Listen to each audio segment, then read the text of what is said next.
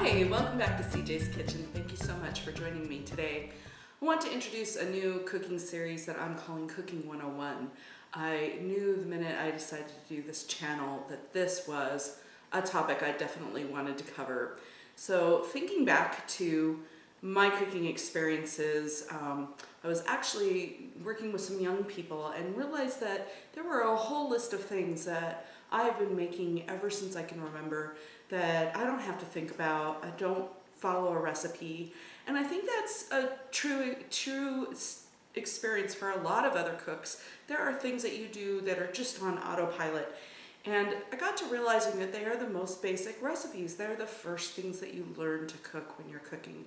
So we're gonna start with the very first thing I can ever remember making, which is scrambled eggs. So a couple things about eggs. They're just super versatile. They're delicious at any temperature, and they're very hard to ruin. So they're a great place to start for new cooks, and especially for people on a budget. If you think about it, if you are maybe a single person and you're just cooking for yourself, even if all you had was 2 eggs every time you had eggs and you bought just a dozen, that's 6 meals for around $4, I think. So that's a very economical, very economical choice. So to start with, a couple tips that I have is I like to use a non-stick skillet when I'm making eggs. I don't like to use my cast iron, even though I cook with it on almost everything else I make. And that's because the cast iron, it tends to strip the coating, and then I feel like I have to do a lot more maintenance on my cast iron. So I highly recommend a good non-stick skillet. This one's kind of big for the amount of eggs I'm going to make today, but it's the only one I have in my house at this time, and we've been really happy with it. So get yourself a good non-stick pan, and it will go a long way. So the other thing is I do like to cook my eggs on a very low temperature. And the reason for that is that I don't like my eggs to get scorched or brown in any way. That's just my personal preference.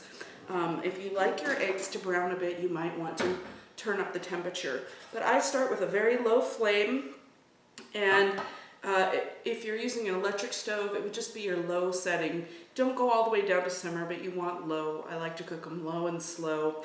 And I like mine fluffy and fully cooked. So if you're going to put it in a casserole or something like a fried rice, you may want to leave them a little bit wet so that they have somewhere to go as they get reheated yet again or go into the oven.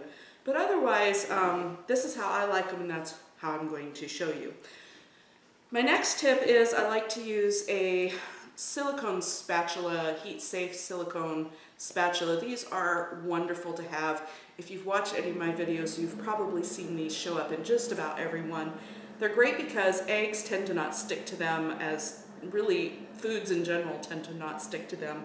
And again, I like my eggs fluffy, so rather than disturbing them a lot, I'm just kind of folding them and pushing them around with this, and it's very gentle. So I get exactly the texture I like this way.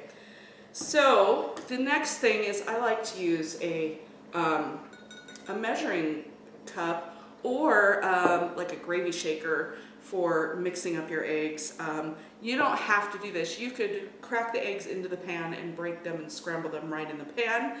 If you do that, you're going to get whites. You're going to get kind of a mixture of whites and fluffy yolks, and if that's your preference, again, go for it. Feel free to do whatever you like, but this is the way I like to do it. A bowl would suffice as well. So I'm super lucky. We have our own chicken, so I have these gorgeous eggs. I'm just going to make 2. I tend to go for 2 eggs per person as a general rule. And actually, while this pan is heating up a little bit, I'm going to turn up the heat just a tiny bit more. I'm going to add a little bit of olive oil. If you have a really good non-stick pan, you don't necessarily need this, but I like to make sure they're loose. Again, I don't want any browning in my eggs, so I prefer to keep it really loose. And I just like the flavor of butter.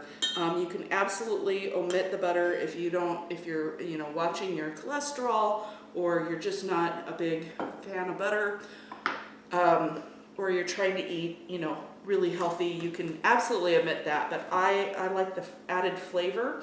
It adds a nice, rich mouthfeel, a little bit of a creaminess, and it's just my preference. So we're gonna let that melt while we prepare our eggs.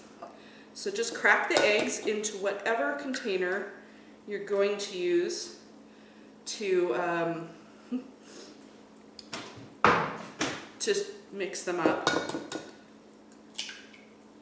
Crack them right in, and then I'm just going to use a fork and whip them up. I don't tend to use milk when I scramble my eggs. You can certainly do it, especially if you want to stretch them. You can add milk or a non-dairy substitute. But I find that most of the time I just don't need them. Our eggs are so creamy anyway, and they come out perfectly fluffy. They don't really need the extra help. So we're going to get these in the pan, and we'll show you how to proceed.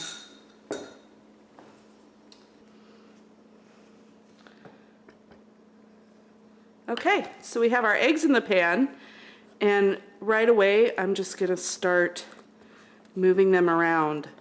I'm not so much stirring them vigorously as I am more just kind of folding them onto themselves and giving them a push.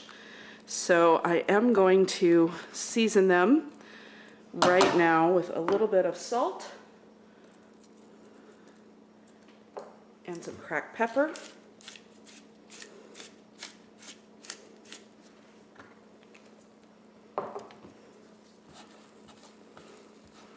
And actually you can see I have a little bit of white in there. I didn't probably mix them up quite as much as I typically like to.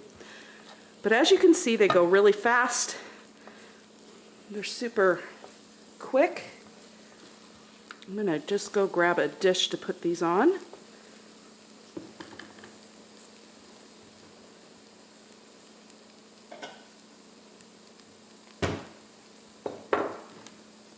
And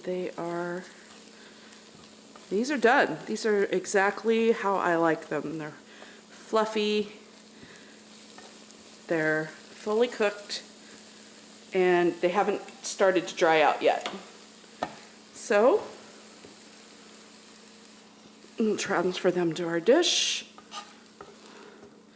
You could have these with toast. You could have these with your favorite breakfast meat. Ham, sausage, bacon, whatever you like, and you'd have a complete meal. You could, of course, put these on bread that is not toasted as well and make like an egg sandwich out of it, or you could do what I'm going to do, which is put it on some rice and add some cheese, and I will be all set. So there's our eggs. So that's it for today's episode of CJ's Kitchen. I hope you found this useful and informative, and that you'll try making your own scrambled eggs, and let me know how they turn out. As always, don't forget to let me know if you like these videos by commenting below and giving me the thumbs up. And do please remember to subscribe and share. And until next time when I see you here in the kitchen, ciao.